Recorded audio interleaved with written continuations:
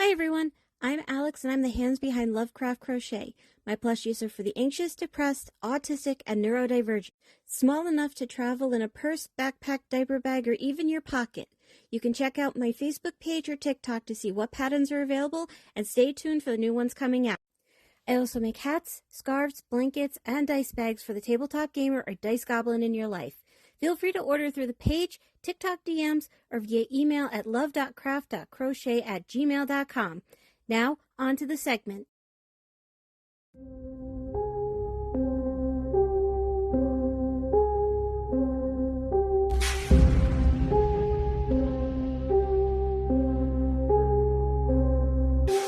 Urban legends, missing heaven, hookman coming for you, missing 15 minutes.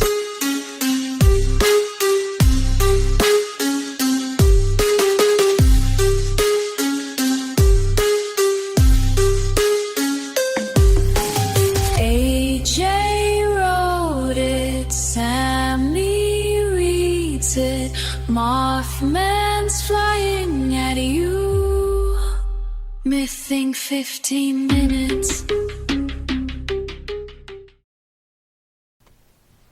Welcome back to Mything 15 Minutes, where myths, monsters, and ghosts cry from the shadows.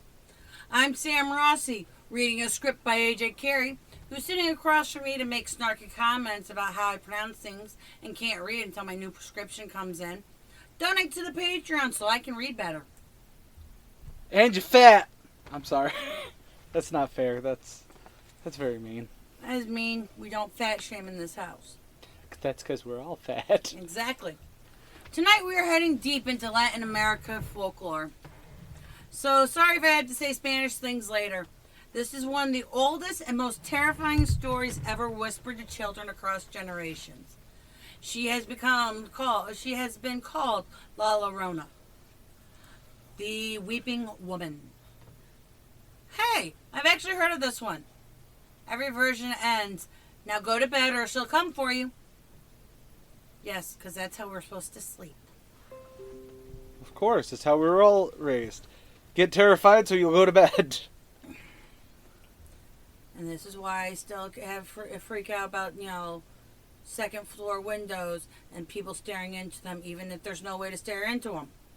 No, that's because of Buffy, I think. And it's because of the Buffy the Vampire Slayer, the movie. That's next episode. You get to make that joke. Okay. Continue.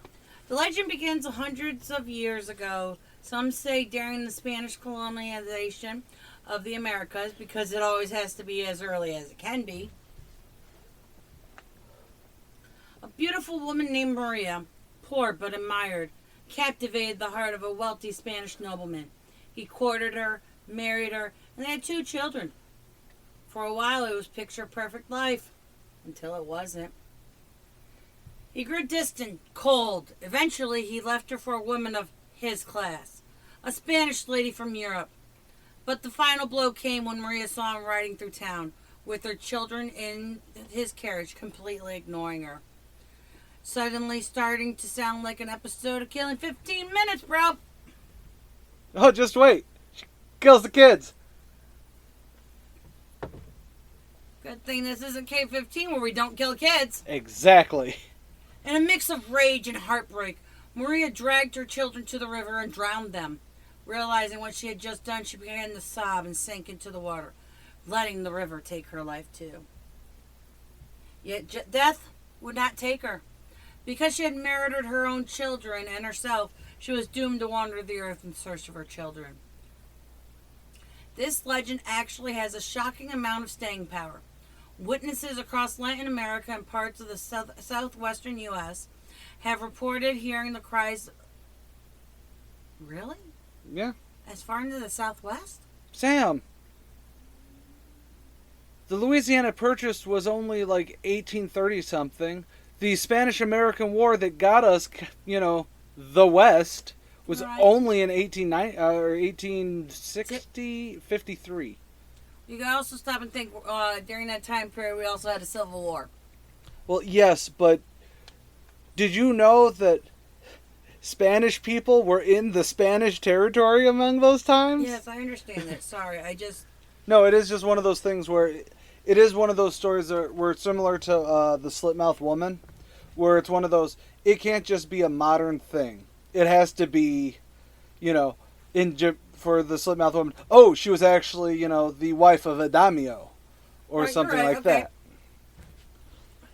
However, because of Europe loving their ghost stories, I could easily actually see it not necessarily taking place at that time, but being still around in some sense during that time. Okay. This legend actually has a shocking amount of staying power. Witnesses across Latin America and parts of the southwestern U.S. have reported hearing her cries late at night. AJ had to add this in because he needed to be some Spanish to butcher. Mis mijos! ¿Dónde están mis mijos? My children! Where are my children? Some say she appears near rivers. Others claim that she's seen along desolate high roads in a long white gown, face hidden by a veil. And if you hear her cries too close, it may be too late. Accounts vary, as is the case. Some say she mistakes living children for her own and takes them. Others say she draws people into rivers, especially the drunk, the lost, and the unfaithful. It's a lot of things, really. Folklore mixed with morality tale. Maybe some water safety warnings. Cautionary tale. All in one ghostly package. To sum it up, don't cheat, don't wander by rivers at night, and definitely don't respond to ghostly sobbing. And maybe don't ignore local legends just because they're old stories. Because sometimes old stories cry the loudest. That was kind of poetic. You need to do more all-nighters, brother. Yes, I do. That was really nice. But yeah, I've heard of her. Well, it's sort of the thing where it's like, you actually can also see a bit of spillover, like with the, she's a woman in a white dress, who wanders desolate roads. It very reminds me of a lot of Phantom Hitchhiker stories. Yes. Which is a future episode. Of course it is. Well, but there's sort of where, you know what I mean? Every town has one. Every town has, yeah. Maybe not every town, but every freaky road has one. And when you're in America's Southwest... This is true. Or northern Mexico, depending on who you ask. Northern Mexico. Think they might be getting their territories back soon. Nope, we're not doing that. We're not. This is the fun one. This is the fun show. This is the fun show. We don't talk about that. Although this one should be going up with the Log riots. Yeah. So next episode of Killing 15 Minutes will be. No, this isn't, because we just did. This is our second myth thing.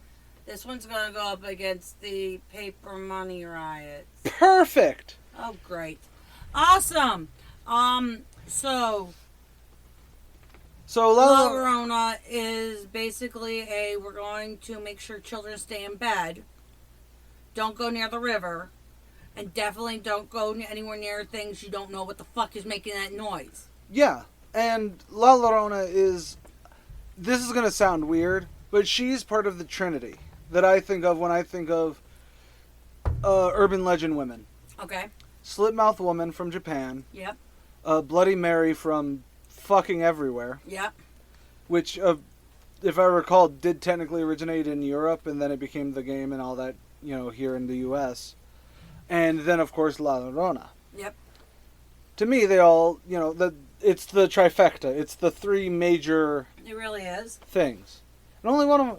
And I think La Llorona always works for me, because unlike the Slit-Mouthed Woman, who is almost a morality tale about being courteous / vanity or shit like that. Right. Bloody Mary is don't stare into a mirror too long because, man, your face is actually fucking weird since you never see it all the time. Right. And La Llorona is not necessarily an outlier. Because you can look at it as Slit-Mouthed Woman is vanity, Bloody Mary is kind of vanity. Right. And La Llorona would be pride. Not vanity in a specific... I could see pride, but more like... I would see it more as... But you understand what I mean. I know what you mean, but there's another word for it besides pride, and I can't think of it right now because my brain's mush. And then I think it pairs up with, phantom hitchhikers. Because hypothetically, we were looking at this as all of these things are real. Yeah. There could easily be a mistaken identity for, phantom hitchhikers with La Llorona. I can see that. Because there's no real, outside of she wanders the earth trying to find the spirits of her lost children, there's no reason that she would be linked to roads. True. Standing on the banks of rivers, sure. I can see that. Maybe wandering a harbor town, I could see, or you know what I mean, something like built with a river, could see her in Houston, Texas. Right. I believe that one, the Rio Grande goes through there, right? I don't know, actually. I can't. Do you know how large Texas is? Yes. With no follow-up questions, yes. But, you know what I mean? It's one of those things where people are... But I'm also wondering if it is just the fact that fucking desolate spots are creepy. You know what I mean? Dude, I still can't drive down 274 without thinking about the freaking truck that was on my ass that one time. I wouldn't know on that one, but... No, it was me, Mikey, and Priggle. Oh, okay. 271 Star Hill? That hill? 274 is the one that goes from... It's the French Hill Road. Okay. Now, no one knows what the hell we're talking about. No, not unless they're from the area, and boom! Goes the dynamite. Alright, honestly, she's straightforward as a completely... Oh, go watch the, there was a, from the Blumhouse, from the people who did The Conjuring and, Paranormal Activity. Okay. They also did a La Llorona movie. It's Okay. obviously a horror movie, and there are actually other horror movies with her. Right. But that's the one that's most popular, because, well, it's Blumhouse. Yeah. Anything else you'd like to add? No, not really. I can't remember the first time I heard about her, but it's kind of like I've always known about her sort of thing. Yeah, she's... You want to know why that is? Because Hispanic culture is actually ingrained in American culture. Because America is not just white folks. America is not just the land where a bunch of weird fucking Europeans came over that one time. The Puritans. It isn't just one amalgam of people. To soapbox for a moment, we are the big gay melting pot. There is no... American culture does not equal European culture. Correct. American culture is Latin America. Because we have so many legally and illegally fair, but we have so many Hispanic people around. Correct. Even if they've been here in multiple generations, they're still Hispanic. And they still have their heritage. Yep. We have our Irish and German. Yeah, we also have our English. We have our English. We have Great Aunt Kim. Here's how I describe our heritage.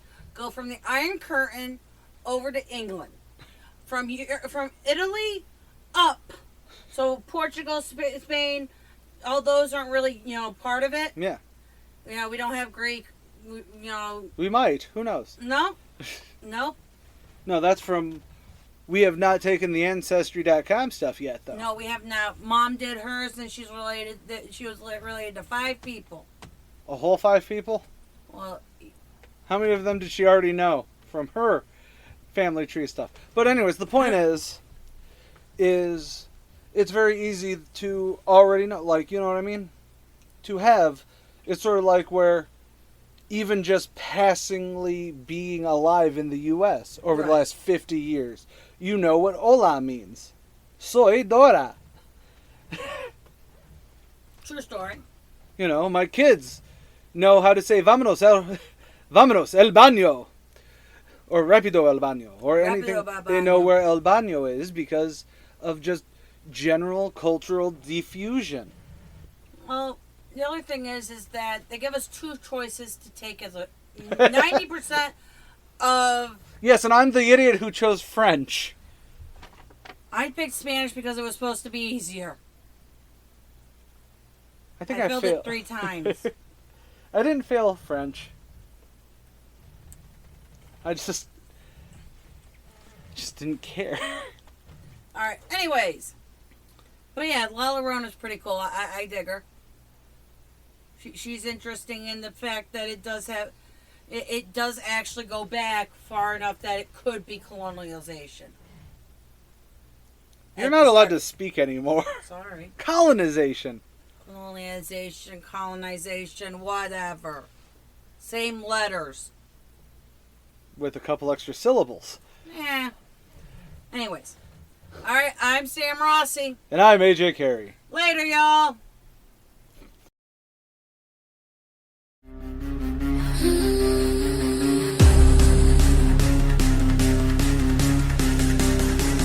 Living 15.